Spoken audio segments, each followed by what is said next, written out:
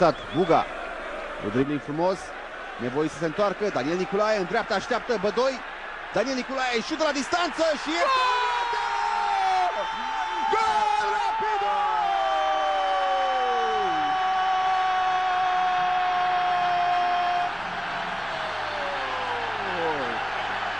Ce șut a prins Daniel Niculae! Cu 2 minute înainte de finalul prelungirilor. Am spus că nu trebuie să intre de multe ori. Ce șut a prins Daniel Niculae, fabulos! Iată reluarea unui gol absolut fantastic. Cred că sunt 35 de metri. Interceptează Marius Constantin, Romeo Stancu pentru Viorel Moldovan.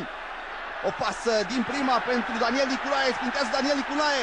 Daniel Niculae se apropie de care advers, Daniel Niculae, un dribbling, șut Daniel Niculae. Gol Buga! Gol Buga!